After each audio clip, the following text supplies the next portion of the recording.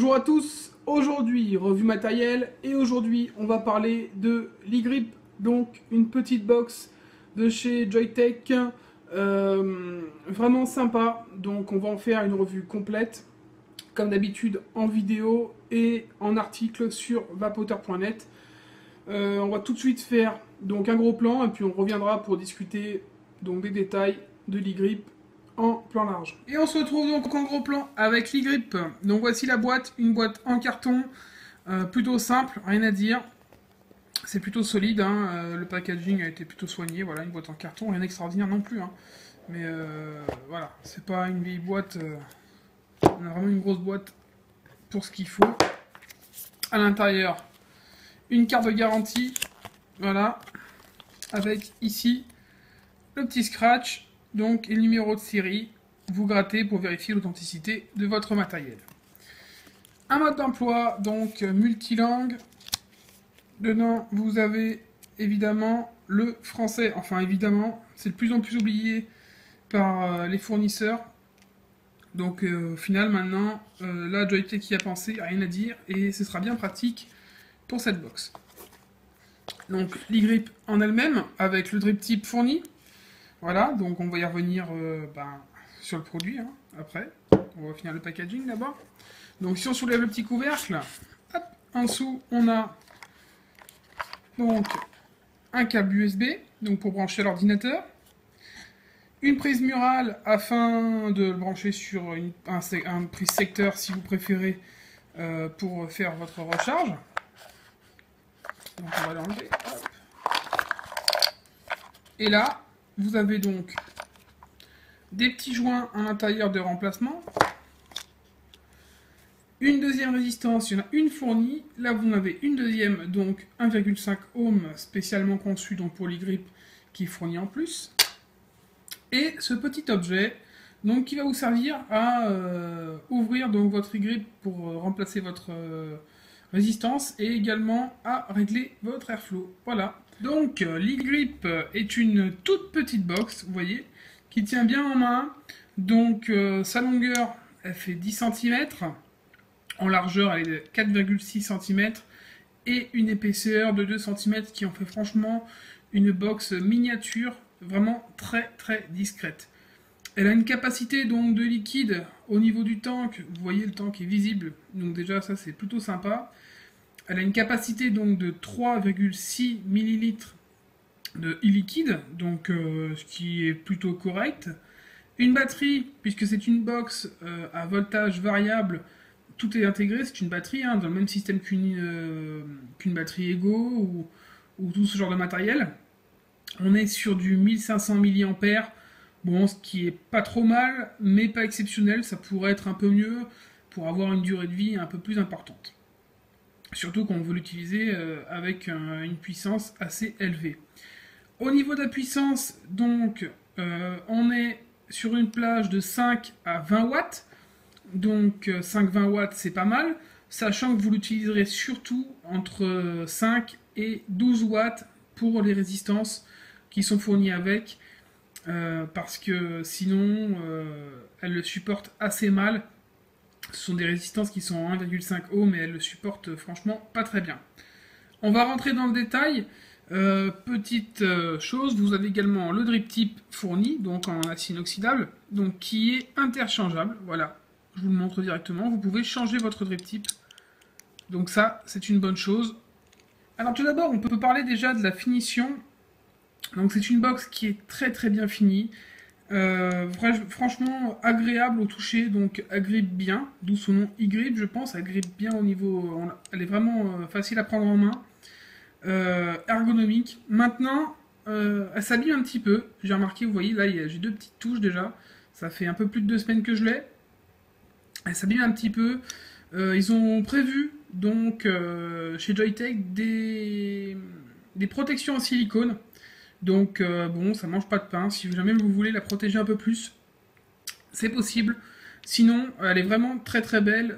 Ça fait vraiment, on dirait du matériel high-end. Hein. Au final, on est sur quelque chose de vraiment très très beau et plutôt bien fini. On va parler maintenant tout de suite des résistances. Donc au niveau des résistances, quel est le système?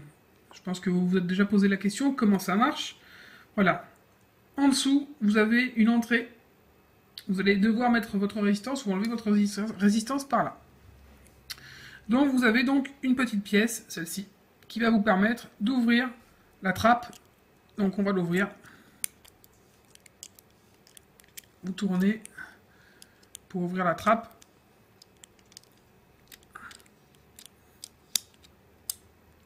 C'est pas encore bon. Voilà. Alors là, j'ai une base. Alors vous voyez déjà, là à l'intérieur, simple, hein. On va poser les grippes pour le moment. Voilà, j'ai une base où je vais venir installer ma résistance ou mon kit RBA, puisqu'il y a une possibilité de mettre un kit RBA qui coûte 11 €. Et donc ce sera plutôt pour les vapoteurs un peu plus experts, mais on va surtout parler de la résistance parce que le kit RBA, je ne l'ai pas. Là, donc, vous avez la petite résistance qui fait 1,5 ohms, donc spéciale E-grip, elle est vraiment toute petite. On va venir l'installer ici, tout simplement. Voilà.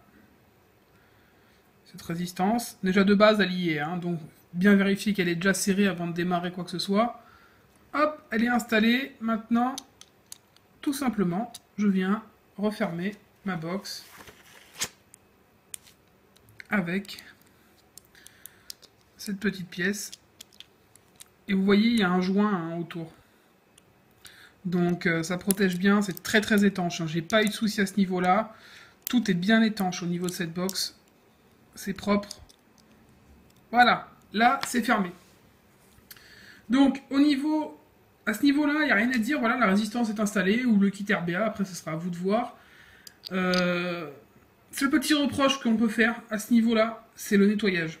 Étant donné que le seul accès donc au tank est par ce trou, c'est vraiment pas évident du tout pour nettoyer. Et deuxième chose, si vous mettez un liquide, ne comptez pas le récupérer ensuite, hein.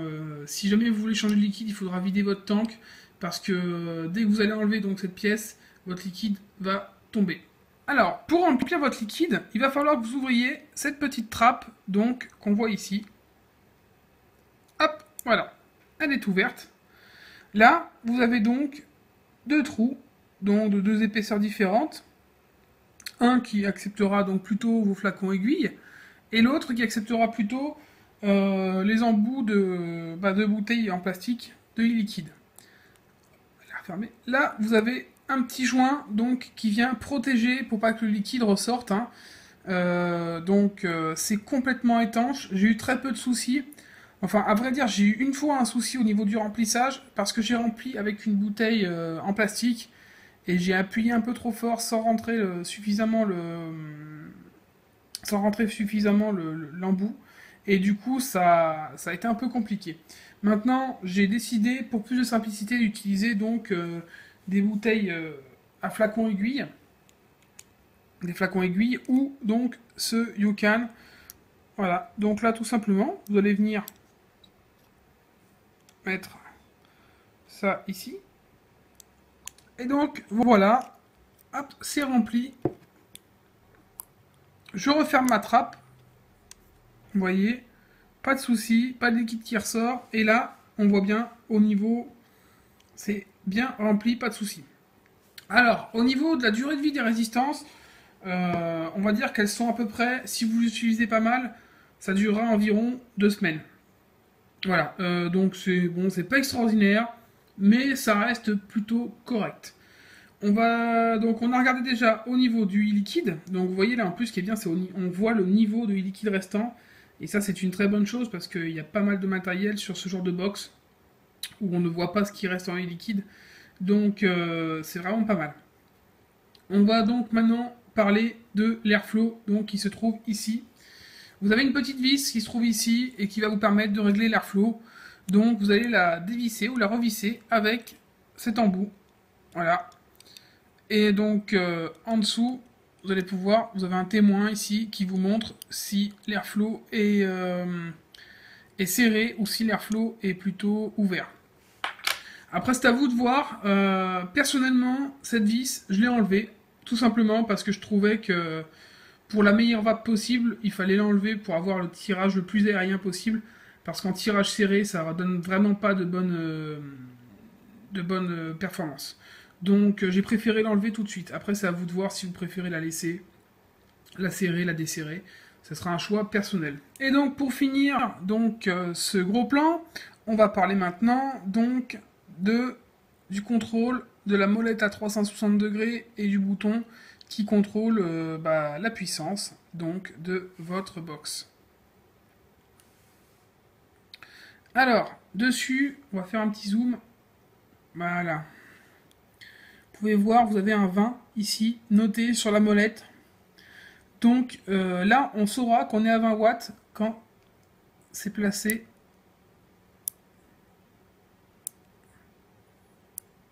de cette façon-là. Voilà. Là, on est à 20 watts.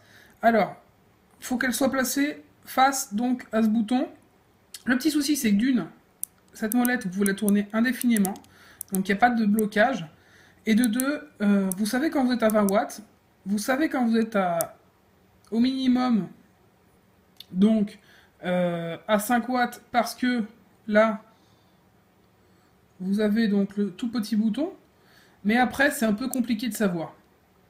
Donc, bon, c'est pas forcément ce qu'il y a de plus évident. Si vous vous mettez là, vous savez pas forcément exactement à combien vous êtes. Hein. C'est pas très très clair.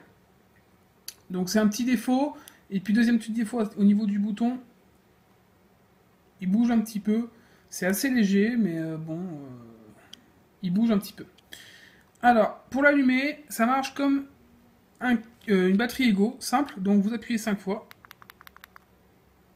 Hop, ça clignote et ça démarre. Vous pouvez donc faire fire. Et pour l'éteindre, 1, 2, 3, 4, 5. Et elle s'éteint. Voilà. Et là, vous êtes protégé. Votre batterie est protégée, enfin votre mode. Et puis c'est tout. Donc à ce niveau-là, ça marche plutôt bien. Moi, je vous conseille de rester entre 5 et 12 watts pour avoir une bonne vape. Si jamais vous installez un kit RBA, vous pourrez peut-être passer au-dessus. Là, je ne vous ai pas montré. On a l'entrée donc USB pour le charger, qui est aussi un petit défaut parce que du coup, quand vous allez l'installer, vous ne pourrez pas la poser de cette façon. Donc c'est un peu dommage. Mais bon, c'est des petites choses. Hein. Il n'y a rien d'extraordinaire à ce niveau-là. Un système de remplissage liquide assez ingénieux. Elle est vraiment petite. Ergonomique, elle tient bien en main. Elle pèse un petit peu son poids, mais c'est plutôt agréable. Et puis ça marche bien, ça va bien, comme je vais pouvoir vous le montrer tout de suite, en plan large. Donc on va replacer en plan large et puis voir un peu ce qu'il en est au niveau des tarifs. Et on se retrouve donc avec l'e-grip de Joyetech en plan large. Donc comme vous avez pu le voir, c'est une box assez complète. Vous avez donc dans cette petite machine tout ce qu'il faut pour commencer à vaper. Donc il y a des points positifs, des points négatifs, des choses qui sont plutôt bien vues, des choses qui sont améliorées. Mais en globalité, c'est un produit qui marche bien et qui sera très très pratique pour les personnes qui démarrent la vape. Tout est condensé dans cette petite box. Vous pouvez démarrer pour vaper tout de suite, donc il n'y a rien à dire. On va tout de suite la tester, voir un peu comment ça vape.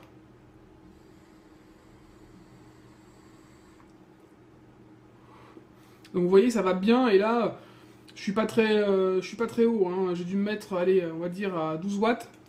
Donc le problème, c'est que si avec ces résistances, on se met à 20 watts, on va vite avoir un goût de brûlé. C'est pas vraiment, les résistances sont pas vraiment faites pour supporter du 20 watts. Donc éventuellement, pour vaper à 20 watts, vous pourrez donc installer un kit RBA, donc faire votre résistance vous-même dessus. Ce kit RBA, il vaut 11 €, donc c'est pas excessif, et il vous permet de remplacer donc tout ce système de résistance avec le petit plateau. Voilà. Au niveau finition, il n'y a rien à dire, la box est un petit peu lourde, mais c'est vraiment un détail, elle est vraiment agréable à l'œil, elle se range facilement, elle tient bien en main, c'est discret. Vous voyez, vous pouvez vaper, ça se voit pas. Franchement, il n'y a rien à dire.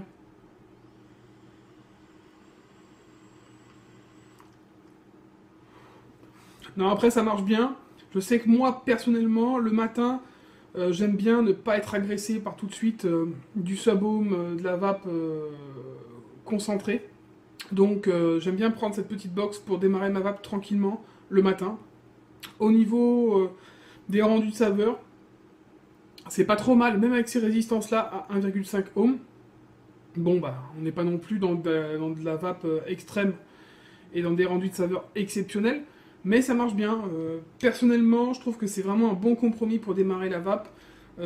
Si vous voulez pas démarrer sur un kit standard, vous avez possibilité d'avoir cette petite box qui sera bien pratique. Voilà. Donc sinon, au niveau des tarifs, vous la trouverez en kit, donc à 59,90 €, donc chez notre partenaire eclub.com. Ça vous permettra donc d'avoir tout ce qu'il faut, il manquera plus que le liquide, et vous pourrez démarrer votre vape avec donc cette e-grip.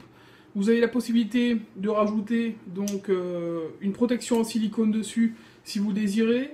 Vous pouvez changer le drip type. Vous voyez, on peut l'enlever et mettre un autre drip type. Voilà, il y a quand même... bon, franchement, c'est quand même pas mal. Au niveau du système de remplissage de liquide, je trouve ça plutôt ingénieux. Bon, il y a quelques défauts ensuite, hein, au niveau du nettoyage, au niveau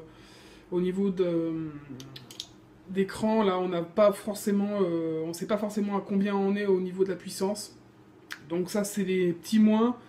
Mais globalement, c'est un bon produit, surtout pour les débutants. Voilà. Donc je vous donne tout ce qu'il faut donc en lien juste en dessous. Et puis je vous souhaite une bonne journée ou une bonne soirée et surtout une bonne vape. Ciao!